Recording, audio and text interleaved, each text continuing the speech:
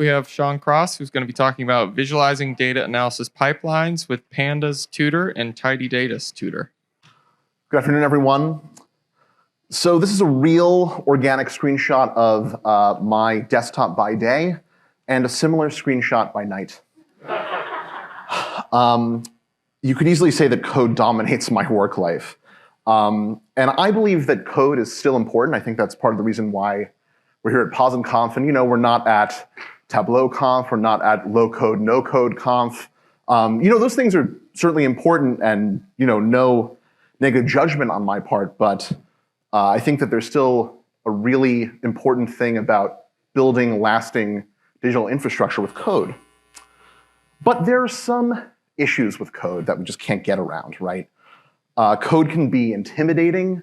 You hear about you're inheriting a new code base and you're like, oh my gosh, I can't believe I have to get into this. You get into that code and it can be opaque. You can read the code several times and you don't even really understand what's going on inside the code itself. And it can be overwhelming. You get like a ton of code files that you need to integrate into a process that you're in charge of. And it's just a lot to handle. And to me, this kinds of sounds, these ideas of what can be wrong with code, it sounds like data in a lot of circumstances, right? What is different with this audience, though, is that most of us have a data science background. We've got all of this knowledge about tools that we can use to dig into data and to kind of overcome some of those challenges that I discussed that that data and code share. So a question that I really want you to ask yourself is, what could you build if you could apply your favorite data tools to your code? This is John McCarthy. He invented a lot of the fundamentals of computer science, including the programming language Lisp. And he also had this great idea that unfortunately I think has kind of been forgotten, which is this idea of code as data or code is data. And what I mean by this, this phrase code as data really refers to the idea that source code written in a programming language can be manipulated as data. And I don't know about you, but that sounds really exciting to me, right? Because we've got all these incredible data transformation and manipulation tools that we're all very familiar with. We've been learning about them, for the last day at least, including yesterday and this weekend. Wouldn't it be great if we could apply some of these tools to code? And in R especially, this is kind of going on in the background in ways that we're not even aware of. So take, for example, the single line of code, plot 1 to 10, right? Makes a very simple plot. But how does R know that the way that we're specifying the integers from 1 to 10 is with this expression 1:10, right? There are lots of different ways you could write that in R, yet R knows that that's what we wrote in the code, and then it actually puts it into the y-axis label here on this graph, which is kind of funny. So the two things I want to discuss for the rest of this talk is I want to show an example of what can be built with this idea of code as data. And then I want to point you all in some directions of how you can build with this concept of code as data. So I work in the data science lab at the Fred Hutch Cancer Center in Seattle, Washington, and I am extremely privileged because I get to work with these incredible biomedical data science practitioners and these incredible healthcare providers. And what a lot of them do is that they spend half of their time in the lab at the bench, or they spend half their time in the clinic, and they spend the other half of their time kind of doing this, right? They're looking at their computer and they're looking at data, they're transforming data, and a lot of, the main data artifact that they're dealing with all the time is with data frames, data tables that we're familiar with. And the way that they choose to manipulate those data frames is through writing code. There's a lot of R written at Fred Hutch and a lot of Python written at Fred Hutch. And these are just kinds of the tools of the trade in biomedical data science. And an artifact within this code that I'm sure many of us are familiar with is the data analysis pipeline. So I want to break down one of these data analysis pipelines a little bit. The first speaker mentioned penguins. I'm going to talk about penguins now. So the number one is pointing to this variable penguins, which represents and contains a data frame about measurements of penguins taken during a scientific study. Number two is a pipe operator. And what the pipe operator does is that it takes the it takes what's on the left-hand side of the pipe operator, in this case, the data frame penguins, and it makes it the first argument to the function on the right-hand side of the pipe operator, which in this case is select. So what's happening here is that the select function is picking out these two individual columns from the penguins data set, the species of the penguin and the bill length in millimeters of the penguins. And what's nice about this kind of data analysis pipeline framework is that as long as the function on the right-hand side produces a data frame, you can chain together these functions, and it's kind of like a step-by-step recipe of the data manipulations that are happening to this data set, right? We're going to select these two columns. We're going to group the rows by the species of the penguin. We're going to arrange the rows in descending order according to bill length within each individual group, and then we're going to select the top row in each group, is essentially what these 5 lines of code say. And I'm explaining these data analysis pipelines to people relatively often, either people who, I'm onboarding them to some data analysis code because they're going to be changing it or they want to adapt it for their own purposes. Or I also do some teaching, in different contexts at Fred Hutch.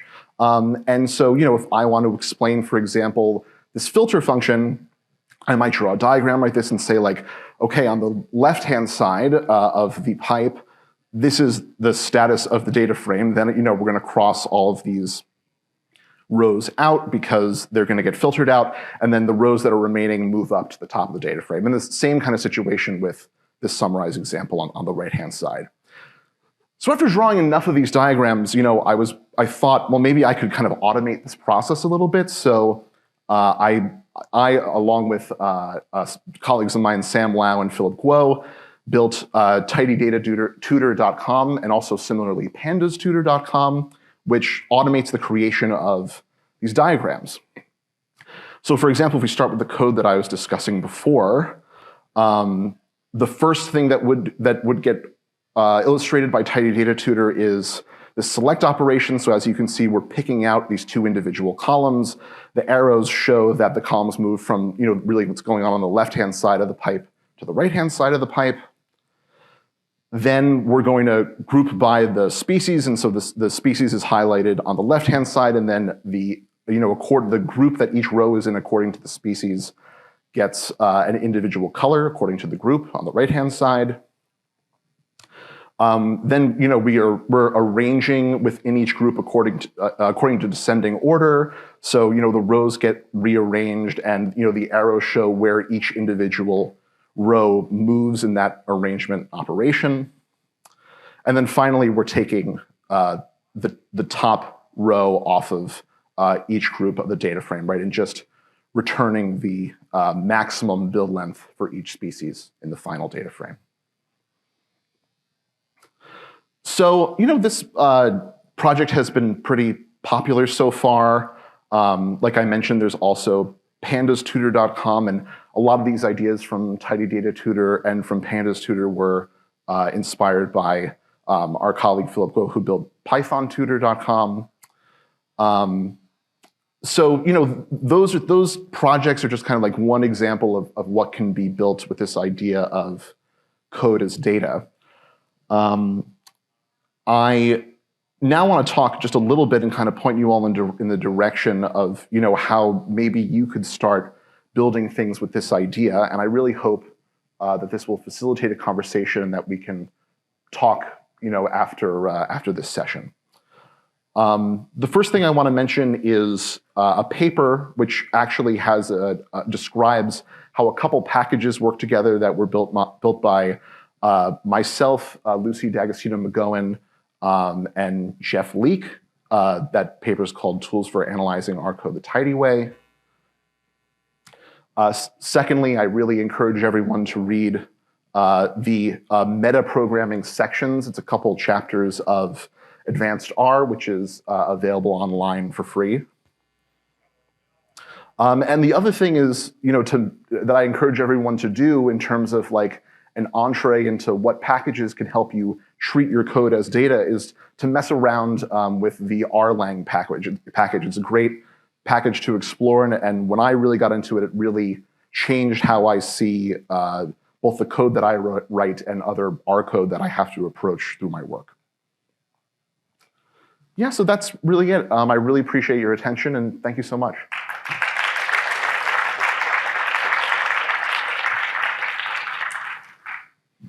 Thanks, John. So no questions in Slido right now, but are there any questions from the audience that you immediately had? Yeah, go ahead and, or actually, you know what, I'll run this too.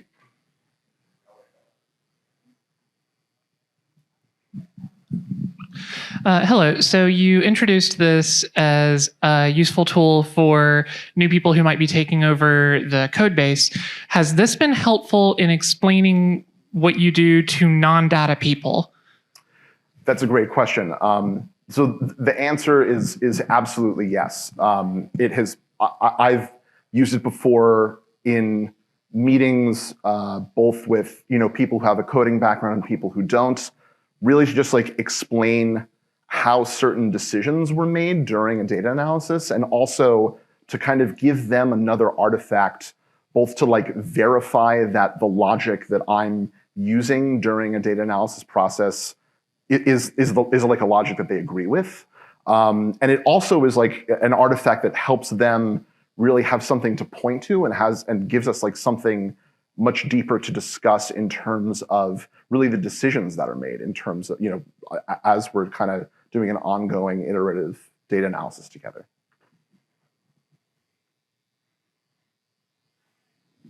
Any other questions?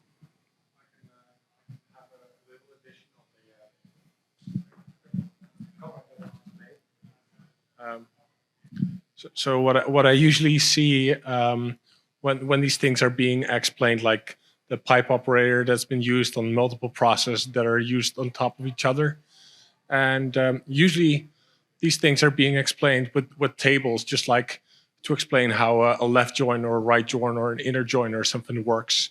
And I think perhaps it even works better to explain that to non-data people when this is being used in real visualizations, when you aggregate certain things or when you do these pipe operators on the several steps that are involved in the full stack of those 5 manipulations that you did on the raw data of I think the penguins data set or something. When a real scatter plot or something is being used on just the raw data, and then the grouping, and then the filtering and the aggregation, because then you can really see from a non-data perspective person that you see what the unit of analysis is in your data later on when you do the aggregation, versus what is the unit of observation, so what the really raw data would look like. I think that would be perhaps a nice addition to explain to non-data people what these steps would really mean, because sometimes I really have the idea that these non-data people think, oh, the only thing that they do, these people, is visualize the data, but you do so much more than, and the data visualization is usually just the last step in that stacking of pre-processing data before you can actually make sense of the data. Yeah, the transformation of raw data into anything else is something I spend a lot of time thinking about. In fact, one of my major inspirations for that thinking is in this room right now. But illustrating that value for different stakeholders I think would be really interesting. The challenge is, as someone else at this conference said, it's an Anna Karenina type of problem where all untidy data is different and all tidy data is the same. And so it's hard to what's nice about kind of doing this reasoning about code is that the logic in the code gives things like a bounded structure, where sometimes, like, if the data is, if the raw data is messy enough, like the structure might be incoherent. I mean, I'm sure we've all been down in that dark place before, but I appreciate it. Thank you.